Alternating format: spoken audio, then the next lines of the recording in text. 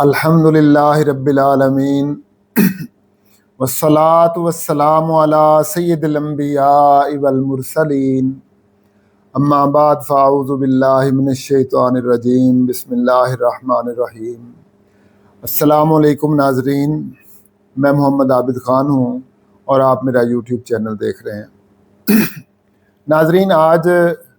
10 محرم الحرام ہے، 1447 ہجری ہے اور یہ 2025 کا محرم الحرام ہے۔ ناظرین، میں آپ کو آج کی اس ولاگ میں اپنا موقف دینا چاہتا ہوں، اور یہ موقف میں دینا چاہتا ہوں واقعہ کربلا کے متعلق اور امام حسین رضی اللہ تعالیٰ عنہ ان کے متعلق اور یزید کے متعلق۔ ناظرین، جب میں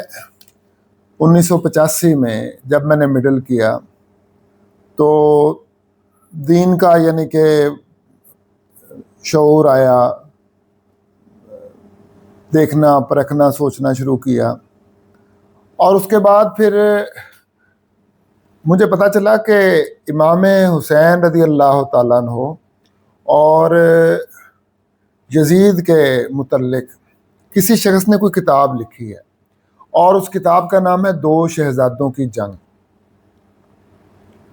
اور جب میں نے یہ کتاب کے بارے میں سنا تو مجھے پتہ چلا کہ یہ کتاب پہ پابندی لگ گئی ہے اور اس کتاب کو چھپ چھپا کے پبلش کیا جاتا ہے اور چھپ چھپا کے اس کو بانٹا جاتا ہے۔ اور مجھے اس کتاب کے چند اقتباسات کا پتہ چلا کہ اس میں امام حسین رضی اللہ تعالیٰ عنہ کے متعلق بہت مغلظات بکی گئی ہیں اور اس طرح کی بری بری باتیں ہیں۔ تو مجھے سخت صدمہ ہوا کہ امام حسین رضی اللہ تعالیٰ عنہ کے متعلق ایسی کتاب لکھنا اور ایسا جو ہے مواد لکھنا، اور یہ ایک مسلمان کو زیب نہیں دیتا۔ ساتھ ہی اس بات کی مجھے خوشی ہوئی کہ چلو یہ تو ہے کہ یہ جو کام کر رہے ہیں چھپ چھپا کے کر رہے ہیں، علل اعلان نہیں کر رہے۔ لیکن جب سے سوشل میڈیا کا وجود آیا ہے تو میں کیا دیکھ رہا ہوں کہ سوشل میڈیا پہ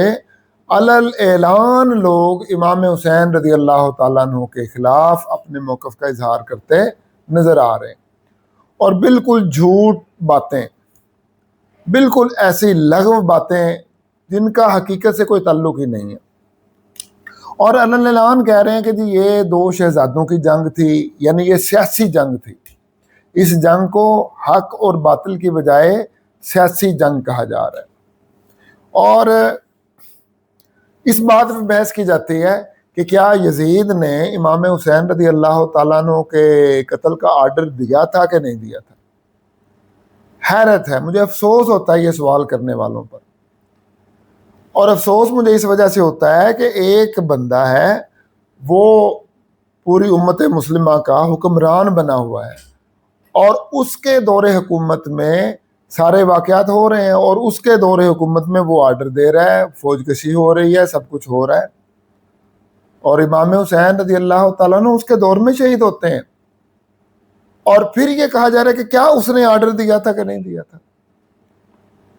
اور اس کے بعد جو مسجد نبوی کے اندر واقعات ہوئے، اور امام جو ہے یزید نے جو اہل مدینہ کو بیعت کرنے کے لیے کروانے کے لیے اس نے جو تھا لشکر بھیجا، اور انہوں نے جو مسجد نبوی کا حال کیا، اور اس کے بعد وہی لشکر جو تھا وہ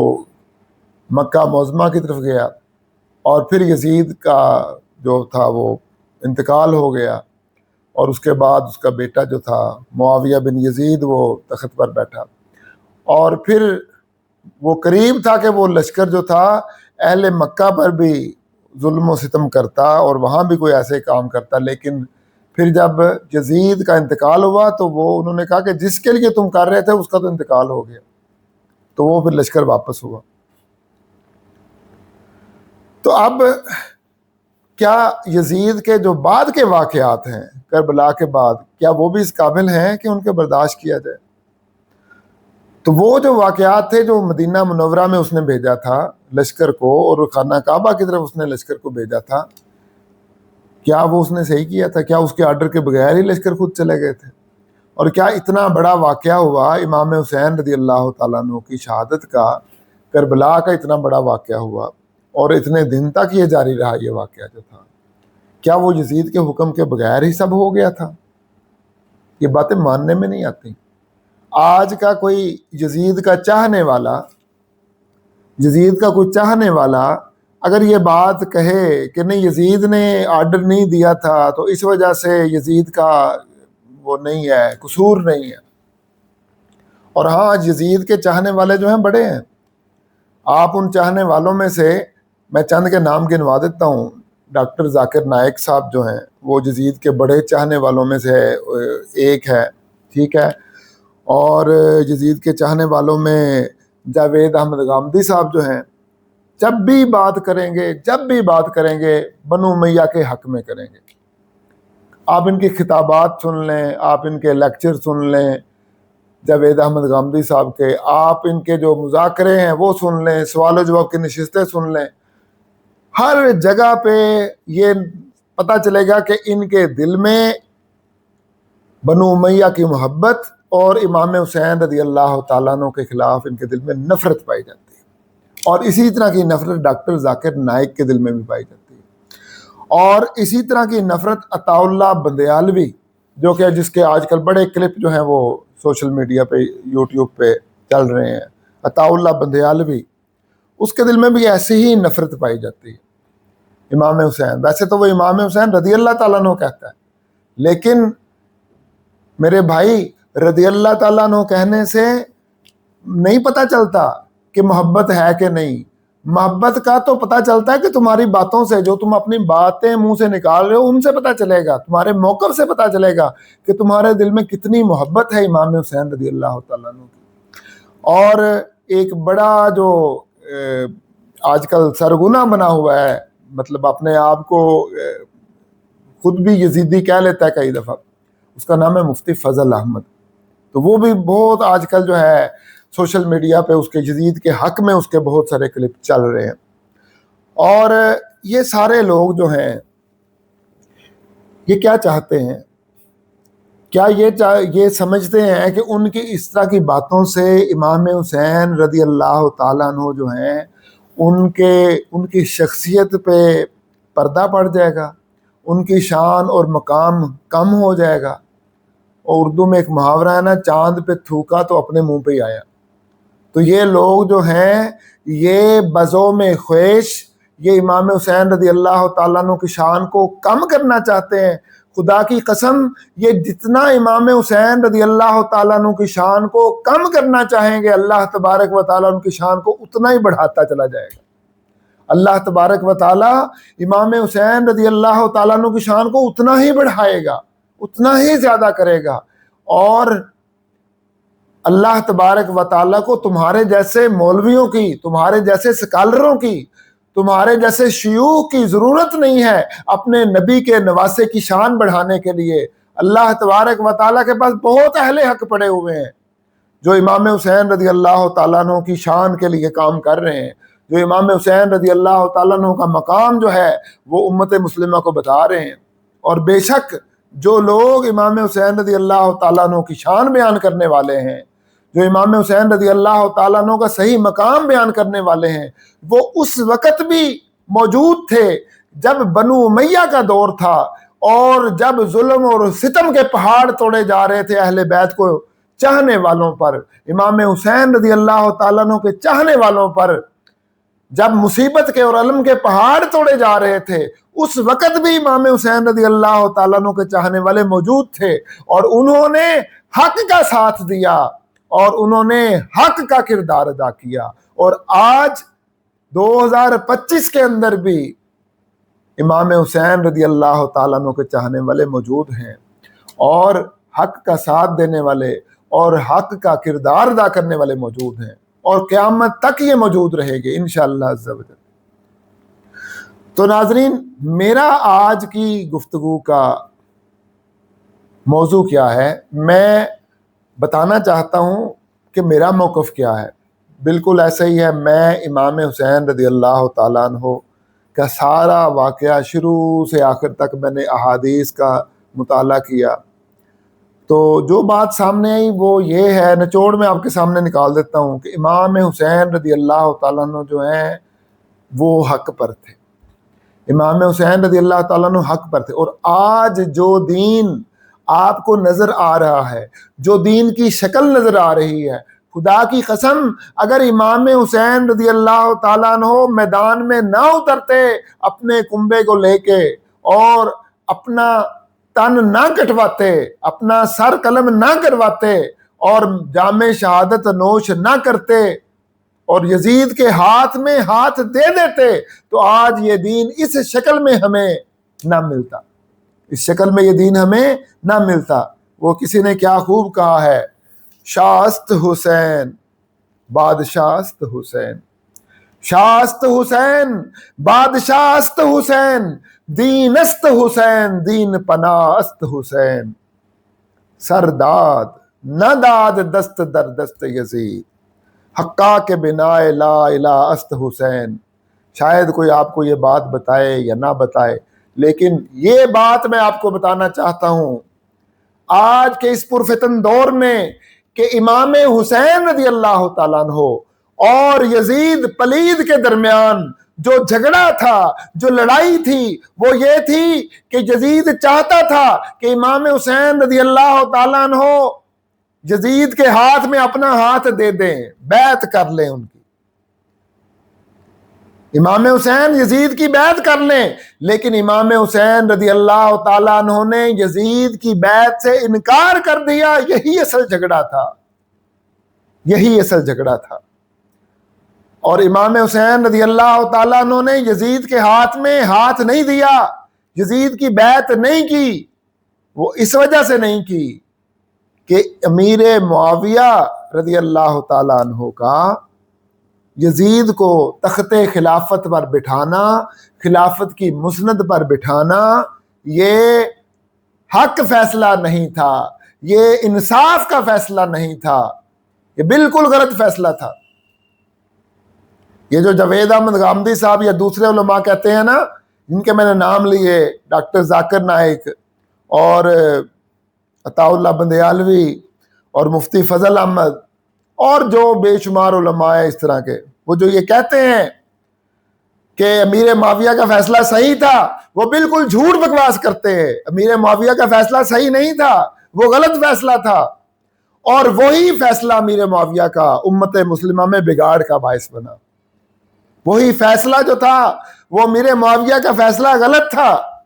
ہم ان کو صحابی مانتے ہیں، لیکن ہم ان کی غلطیوں پہ پردے ڈالنے والے نہیں ہیں،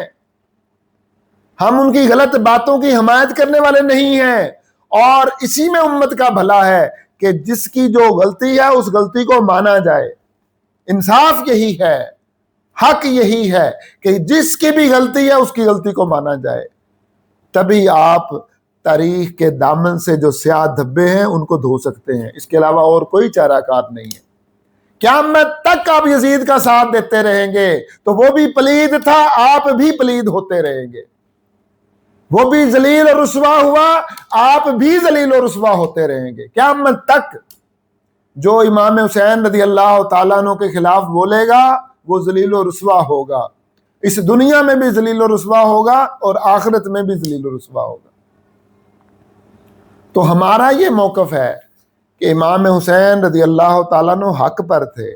اور ان کا جو موقف تھا وہ حق پر تھا، اور یزید نے امت مسلمہ کے اندر بگاڑ پیدا کر دیا تھا، اور بنو امیہ کے دور میں جو جو کام ہو رہے تھے وہ سارے کے سارے کام جو تھے وہ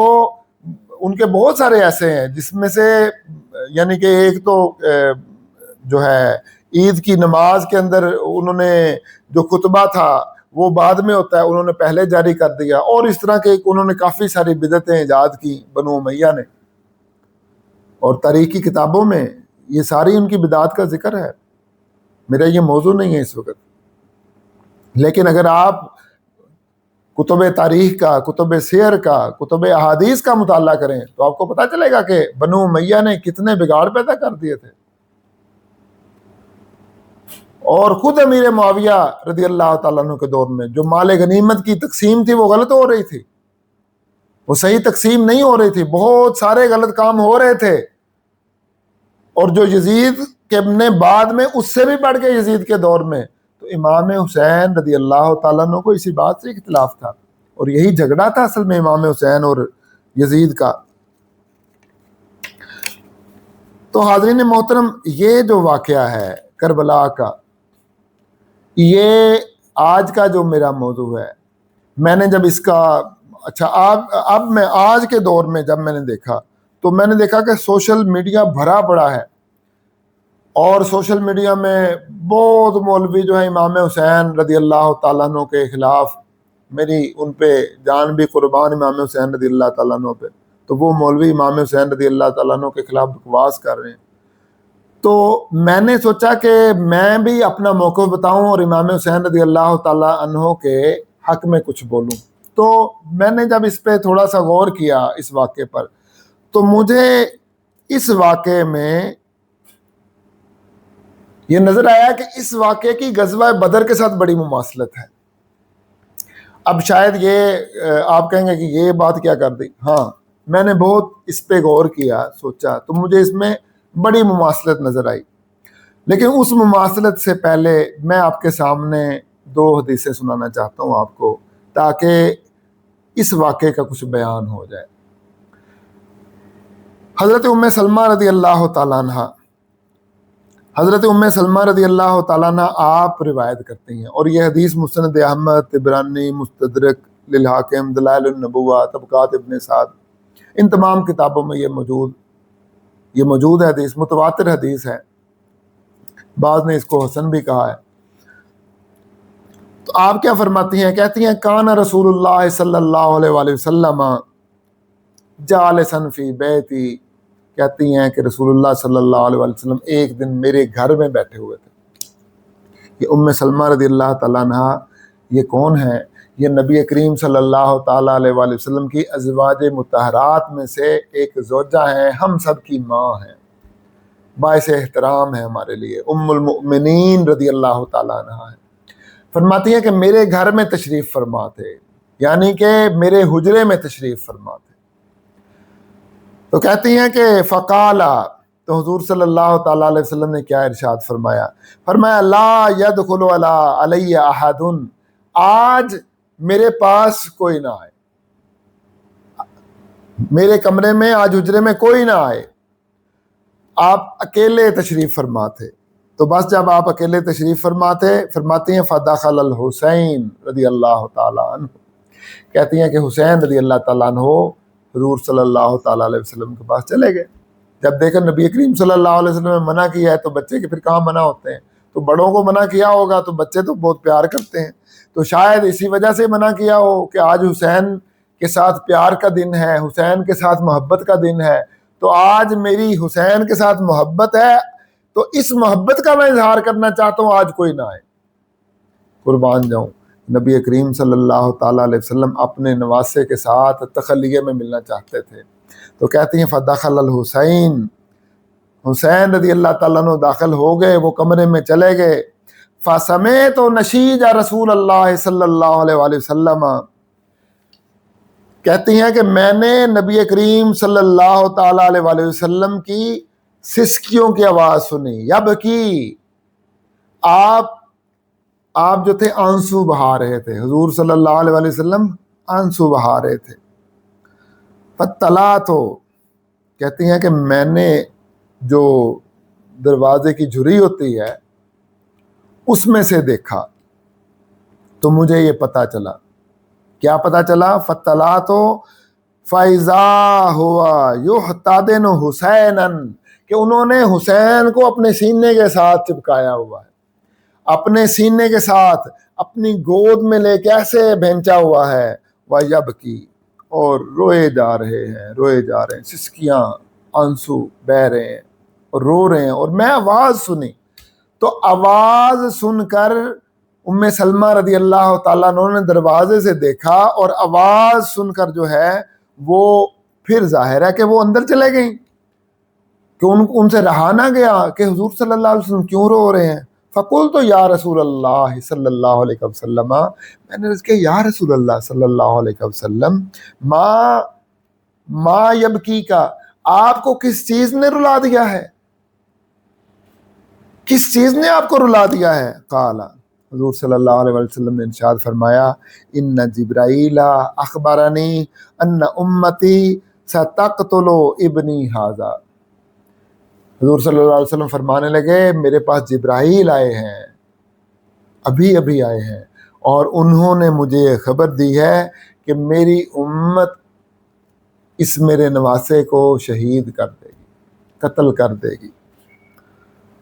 فقلت ھذا، میں نے کہا یا رسول اللہ صلی اللہ علیہ وسلم، یہ جو نواسہ آپ کی گود میں ہے جس کو آپ نے سینے سے چپکایا ہوا ہے؟ قال نعم، حضور صلی اللہ علیہ وسلم نے ارشاد فرمایا ہاں یہی نواسہ، اسی نواسے کی بات کر رہا ہوں. وَأَتَانِي بِتُرْبَةٍ مِّن تُرْبَتِهِ حَمْرَاء، اور میرے پاس جبرائیل مٹی لے کر آئے ہیں اس میدان کی جس میدان میں میرا نواسہ شہید کیا جائے گا، سرخ رنگ کی مٹی میرے پاس لے کر آئے ہیں. اور ایک روایت اور ہے، اس میں ارشاد فرماتی ہیں کہ نبی کریم صلی اللہ تعالیٰ علیہ وسلم نے کیا ارشاد فرمایا یا ام سلمہ، اے ام سلمہ، ان ھذا جبرائیل یخبرنی ان الحسین یقتل بارض العراق، کہ مجھے جبرائیل نے یہ خبر دی ہے کہ آپ کا یہ بیٹا جو حسین ہے، یہ نواسہ حسین، یہ عراق کی زمین پر شہید کر دیا جائے گا، عراق کی زمین میں قتل کر دیا جائے گا. فَآتَانِي هَذِهِ تُرْبَةً، تو مجھ کو یہ مٹی اس نے دی ہے جبرائیل نے. وقال علی، اور مجھ کو حضور صلی اللہ تعالیٰ علیہ وسلم نے ارشاد فرمایا. اب وقال علی جو ہے یہ حضور صلی اللہ علیہ وسلم ام سلمہ رضی اللہ تعالیٰ عنہ کو ارشاد فرما رہے ہیں کہ حضور صلی اللہ علیہ وسلم نے مجھے ارشاد فرمایا کیا ام سلمہ، اذا صارت دمن، جب یہ مٹی خون میں تبدیل ہو جائے، فعلمی ان بنی قد قتلا، تو پھر یہ بات جان لینا کہ میرا بیٹا حسین شہید کر دیا گیا ہے. اللہ اکبر. اب یہاں بڑی حکمتیں ہیں، بہت حکمتیں ہیں یہاں، کہ آپ یہ دیکھیں کہ حضور صلی اللہ تعالیٰ علیہ وسلم کہاں پہ ہیں؟ ام سلمہ رضی اللہ تعالیٰ عنہ کے گھر میں، اور ام سلمہ رضی اللہ تعالیٰ عنہ کے حجرے میں موجود ہیں. اور ام سلمہ رضی اللہ تعالیٰ عنہ یہ واحد زوجۃ النبی صلی اللہ علیہ وسلم ہے، یہ واحد ام المؤمنین ہے کہ جو واقعہ کربلا، سانحہ کربلا کے بعد ان کا وصال ہوا. یہ 62 ہجری میں ان کا وصال ہوا. جو لوگ کہتے ہیں نا کہ یہ سانحہ کربلا سے پہلے ان کا وصال ہو گیا تھا، وہ غلط کہتے ہیں. ان کا وصال سانحہ کربلا کے بعد ہوا ہے. آپ تحقیق کریں جا کے. وہ اپنی طرف سے کوشش کرتے ہیں کہ اس کو جھٹلا کے ان کی وفات کو سانحہ کربلا سے پہلے ثابت کیا جائے اور نبی کریم صلی اللہ تعالیٰ علیہ وسلم کے اس معجزے کو غلط ثابت کیا جائے. لیکن وہ 1000 کوششیں کر لیں وہ کامیاب نہیں ہو سکتے. یہ نبی کریم صلی اللہ علیہ وسلم کے معجزات میں سے ایک معجزہ ہے کہ آپ نے اپنے بیٹے کی شہادت کی خبر اپنی زندگی میں دے دی تھی، اور وہ مٹی بھی دے دی تھی، اور مٹی اپنی اس زوجہ کو دی کہ جس زوجہ نے واقعہ کربلا کے بعد انتقال کرنا تھا. وہ حضرت عائشہ رضی اللہ تعالیٰ عنہ کو بھی دے سکتے تھے، وہ حضرت حفصہ رضی اللہ تعالیٰ عنہ کو بھی دے سکتے تھے، وہ کسی اور زوجہ کو حضرت صفیہ رضی اللہ تعالیٰ عنہ کو دے دیتے. لیکن ایسا نہیں ہوا. انہوں نے ام سلمہ رضی اللہ تعالیٰ عنہ کو ہی کیوں دی مٹی؟ اس وجہ سے کہ حضور صلی اللہ تعالیٰ علیہ وسلم کو پتا تھا کہ یہ میری زوجہ یہ واقعہ کربلا کے بعد تک زندہ رہے گی، اور یہی اس بات کی تصدیق کرے گی، میرے اس معجزے کی یہی تصدیق کرے گی. تو ام سلمہ رضی اللہ تعالیٰ عنہ زندہ رہیں واقعہ کربلا تک. واقعہ کربلا ہوا، امام حسین رضی اللہ تعالیٰ عنہ شہید کر دیے گئے، اور ام سلمہ رضی اللہ تعالیٰ عنہ فرماتی ہیں ان ام سلمہ رضی اللہ تعالیٰ عنہ، اور یہ حدیث بھی مسند احمد، طبرانی اور مستدرک للحاکم میں موجود ہے، وہ فرماتی ہیں قالت رأیت رسول اللہ صلی اللہ علیہ وآلہ وسلم فی المنام، کہتی ہیں کہ میں نے نبی کریم صلی اللہ تعالیٰ علیہ وآلہ وسلم کو خواب میں دیکھا، رات کے وقت میں سوئی ہوئی تھی تو میں نے کیا دیکھتی ہوں کہ نبی کریم صلی اللہ تعالیٰ علیہ وسلم آگے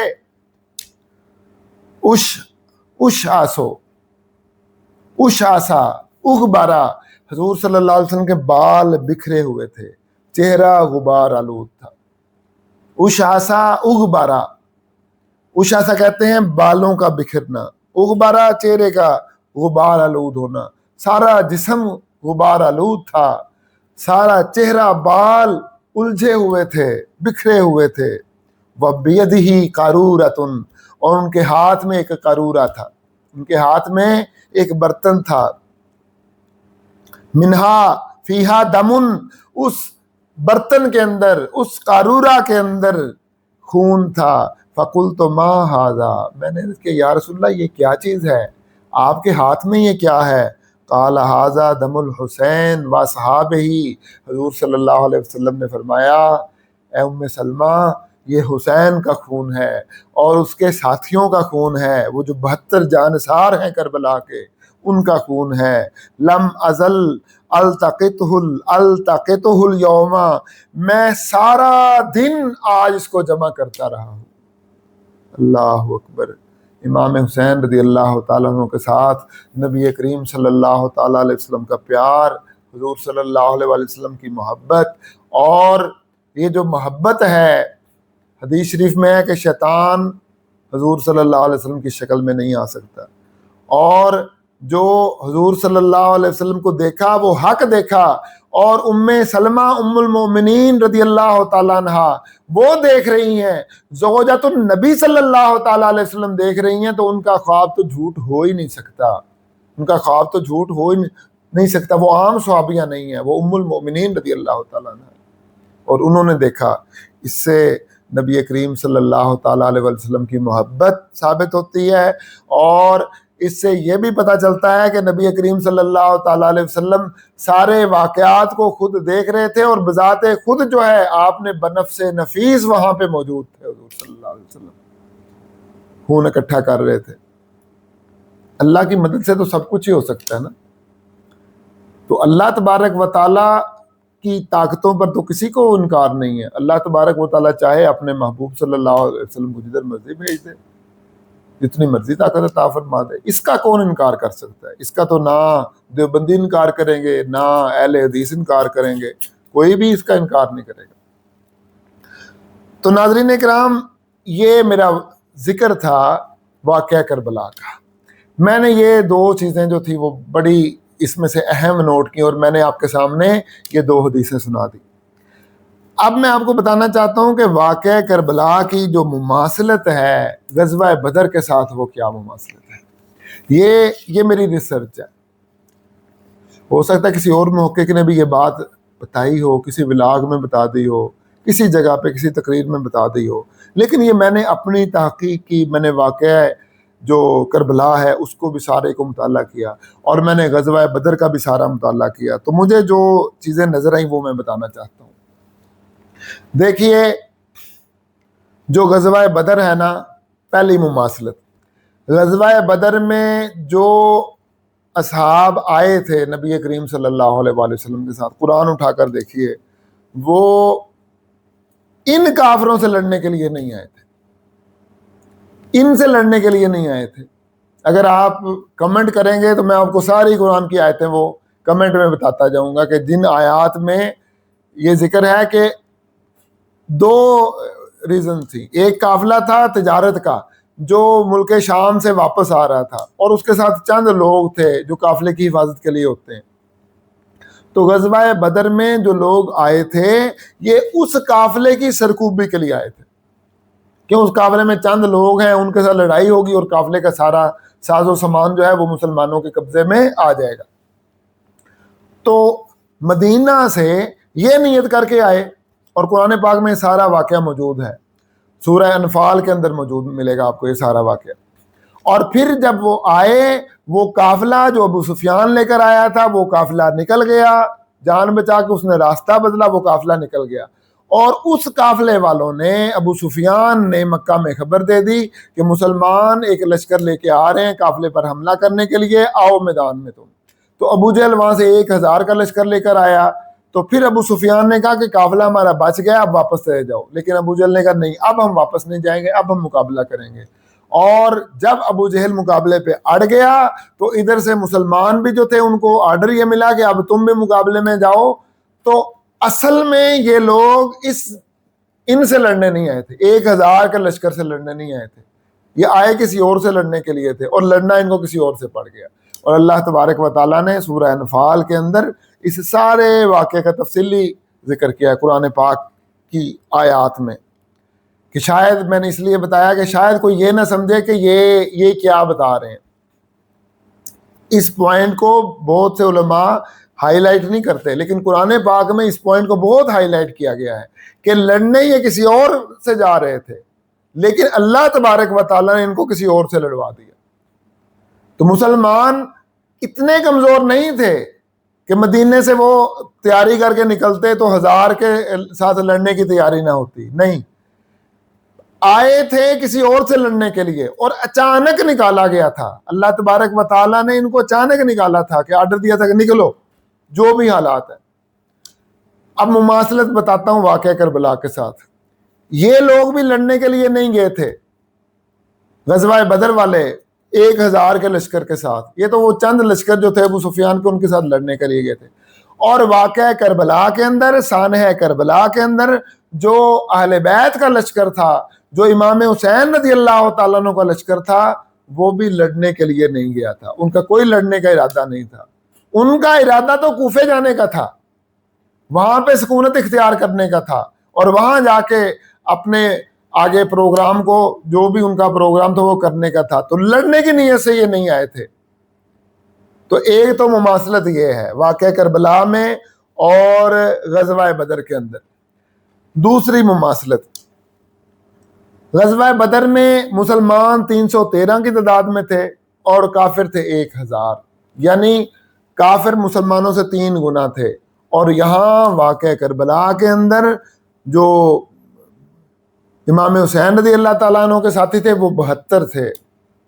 اور جو یزیدی لشکر تھا وہ 4000 تھا،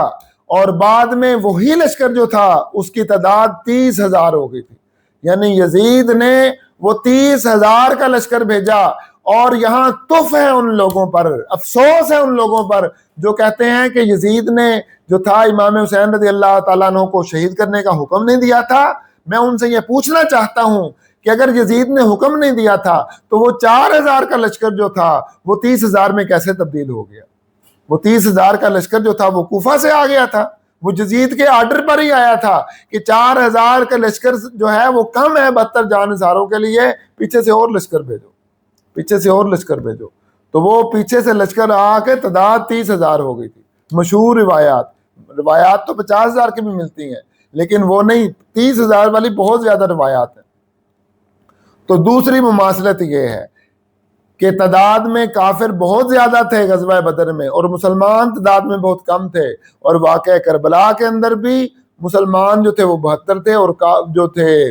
مقابلے میں جو لوگ تھے یزیدی وہ 4000، اور بعد میں وہ 30,000 ہو گئے۔ اور پھر ساز و سامان جو تھا غزوہ بدر کے اندر، کوئی 70 تلواریں تھیں، 2 گھوڑے تھے، 70 اونٹ تھے مسلمانوں کے پاس، اور 8 زریں تھیں مسلمانوں کے پاس۔ اس کے مقابلے میں جو کافر تھے ان کے پاس 100 گھوڑے تھے، اور ان کے پاس 700 جو تھے وہ اونٹ تھے، اور ان کے پاس جو تھا پورا ساز و سامان تھا، پوری تیاری تھی۔ اور اسی طرح جو واقع کربلا کے اندر، سانحہ کربلا کے اندر جو حیدری لشکر تھا، جو حسینی لشکر تھا، ان کے پاس محدود ساز و سامان تھا، اور جو یزیدی لشکر تھا ان کے پاس پورا جنگی ساز و سامان تھا، اور ہر طرح کے ہتھیاروں سے وہ لیس ہو کر آئے تھے۔ تو یہ مماثلت تھی۔ غزوہ بدر کے ساتھ یہ بھی ایک پوائنٹ تھا۔ اور اس کے بعد جب غزوہ بدر میں مسلمانوں کے قبضے میں پانی آ گیا، پانی مسلمانوں کے قبضے میں تھا، کنویں پانی کے مسلمانوں کے قبضے میں تھے، اور قربان جائیں رسول اللہ صلی اللہ تعالیٰ علیہ وسلم پر کہ نبی کریم صلی اللہ تعالیٰ علیہ وسلم سے مسلمانوں نے پوچھا کہ یا رسول اللہ پانی ہمارے قبضے میں ہے اور کافر چاہتے ہیں پانی بھرنا، وہ اجازت مانگ رہے ہیں، تو کیا ان کو پانی بھرنے کی اجازت دی جائے کہ نہ دی جائے؟ رسول اللہ صلی اللہ علیہ وسلم نے فرمایا کہ پانی سب کا سانجا ہے، پانی سے کسی کو نہیں روکا جا سکتا، ان کو پانی بھرنے دیا جائے۔ اب اس کے مقابلے میں ادھر جو یزیدی لشکر تھا پانی ان کے قبضے میں تھا، اور انہوں نے اس نواسہ رسول پر پانی بند کر دیا کہ جن کے نانا نے کافروں پر بھی پانی بند نہ کیا تھا، تو ان مسلمانوں نے اپنے نبی کے نواسے ان کے جانثاروں پر پانی بند کر دیا۔ یہ بھی ایک مماثلت تھی، اور یہ معکوس مماثلت تھی غزوہ بدر کے اندر اور واقعہ کربلا کے اندر۔ ایک اور مماثلت یہ تھی کہ ادھر غزوہ بدر میں نبی کریم صلی اللہ تعالیٰ علیہ وسلم خود سربراہی فرما رہے تھے، اور سانحہ کربلا کے اندر حسینی لشکر کی سربراہی امام حسین رضی اللہ تعالیٰ عنہ فرما رہے تھے، کہ جن کے بارے میں حضور صلی اللہ علیہ وسلم نے ارشاد فرمایا الحسین منی وانا من الحسین، حسین مجھ سے ہے اور میں حسین سے ہوں۔ تو یہ بھی ایک مماثلت تھی کہ ادھر نانا جان ہے اور ادھر نواسہ ہے۔ اور جو میں نے ابھی آپ کو حدیث سنائی، حضور صلی اللہ علیہ وسلم نے فرمایا کہ میں خود جو ہے سارا دن آج اپنے نواسے حسین اور ان کے ساتھیوں کے خون کو اس برتن میں جمع کرتا رہا ہوں۔ اللہ اکبر، یہ محبت ہے امام حسین رضی اللہ تعالیٰ عنہ کے ساتھ نبی کریم صلی اللہ تعالیٰ علیہ وسلم کی۔ تو ناظرین کرام، یہ محبتیں حضور صلی اللہ تعالیٰ علیہ وسلم کی یہ کیا ثابت کر رہی ہیں؟ امام حسین رضی اللہ تعالیٰ عنہ کے ساتھ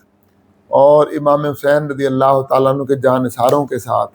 کہ جو امام حسین رضی اللہ تعالیٰ عنہ کے ساتھ ہیں حضور صلی اللہ علیہ وسلم ان کے ساتھ ہیں، اور جو امام حسین رضی اللہ تعالیٰ عنہ کے ساتھ نہیں ہیں وہ حضور صلی اللہ تعالیٰ علیہ وسلم ان کے ساتھ نہیں ہیں۔ تو عجیب عجیب جو سوالات ہیں وہ ہو رہے ہیں، ٹھیک ہے، لوگ عجیب عجیب طرح کے سوالات کر رہے ہیں، تو میں تو ان کے سوالات دیکھ کے وہ ایسے عجیب عجیب سوالات کرتے ہیں، مجھے تو ان کے ایمان کے بارے میں شک ہونے لگ پڑتا ہے کہ جو لوگ اس طرح کے سوالات کر رہے ہیں وہ مجھے ان کے ایمان کے بارے میں شک ہونے لگ پڑتا ہے۔ اور سیدہ زینب رضی اللہ تعالیٰ عنہ، مجھے ان کی بات یاد آتی ہے کہ انہوں نے یزید کو جب للکارا تھا خطبے میں، انہوں نے کہا تھا یزید ایک بات یاد رکھنا، کل حشر بپا ہوگا اور اس کی ایک طرف حسین کھڑے ہوں گے اور ایک طرف رسول اللہ صلی اللہ علیہ وسلم کے تو کھڑا ہوگا، اور اس دن کو یاد کر کے اس کے دن تیرا کیا حشر ہوگا۔ تو آج یزید کی حمایت کرنے والے جو علماء ہیں، جو شیوخ ہیں، جو سکالر ہیں،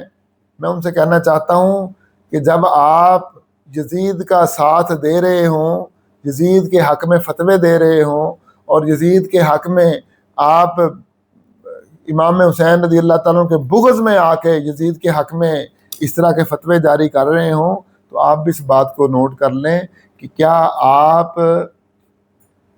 اہل بیت کی کشتی میں سوار ہیں یا اہل بیت کی مخالفت میں سوار ہیں۔ تو آپ خدا را، میں ان کی بات نہیں کر رہا، ان سکالرز کی بات نہیں کر رہا، میں ان سے کچھ نہیں کہنا چاہتا، وہ اس وجہ سے ان سے کچھ نہیں کہنا چاہتا، ان سکالر سے، ان علماء سے، ان مفتیوں سے، ان شیوخ سے میں کچھ نہیں کہنا چاہتا، اس لیے کہ ان لوگوں کو اللہ تعالیٰ نے امت مسلمہ کے لیے امتحان بنا دیا ہے۔ اے امت مسلمہ، فیصلہ آپ نے کرنا ہے کہ آپ نے ان یزیدی سکالرز کے ساتھ کھڑے ہونا ہے یا آپ نے حسینی لشکر کے ساتھ کھڑے ہونا ہے، یہ فیصلہ آپ نے کرنا ہے۔ اور جب ایک بات اظہر من الشمس ہو چکی ہے کہ امام حسین رضی اللہ تعالیٰ عنہ حق پر تھے اور یزید ناحق تھا، یزید نے ظلم کیا، اور یہ بات امت مسلمہ اس بات پر متفق ہو چکی ہے، تو اب اس مسئلے میں روڑے اٹکانا اور اس مسئلے کو اختلاف کا شکار کرنا، وہ جو کر رہا ہے وہ یزید کے ساتھ کھڑا ہے، وہ یزیدی لشکر کا سپہ سالار بنا ہوا ہے۔ اللہ تبارک و تعالی ان سننے والوں کو ہدایت عطا فرمائے۔ اور یاد رکھیے کہ جو بندہ یزید کی حمایت میں کھڑا ہے اور امام حسین رضی اللہ تعالیٰ عنہ کے خلاف بکواس کر رہا ہے، اس کے سے اپنی نفرت کا اظہار کریں،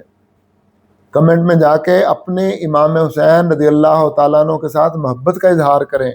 آج ضرورت ہے اس بات کی، آپ اور کچھ نہیں کر سکتے، لیکن آپ وہاں کمنٹ میں امام حسین رضی اللہ تعالیٰ عنہ کے ساتھ اپنی محبت کا اظہار کر سکتے ہیں۔ آپ بتا سکتے ہیں کہ ہم حسینی ہیں، ہم حسینی لشکر ہیں، آج ہم موجود ہیں یہاں پہ، لیکن اگر ہم واقعہ کربلا میں ہوتے تو ہم امام حسین رضی اللہ تعالیٰ عنہ کا ساتھ دیتے، ہم حق کا ساتھ دیتے، ہم امام حسین رضی اللہ تعالیٰ عنہ کا ساتھ دیتے، ہم نواسہ رسول کا ساتھ دیتے، ہم اہل بیت مصطفیٰ کا ساتھ دیتے۔ آج آپ کا ایک کمنٹ جو ہے،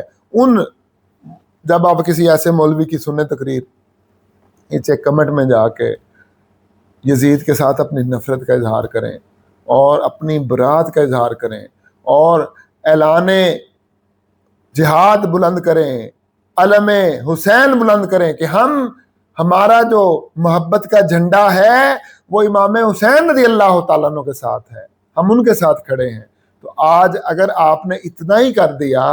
تو کل کو ہو سکتا ہے اللہ تبارک و تعالی ہماری اتنی بات کو قبول فرما لے کہ چلو اس نے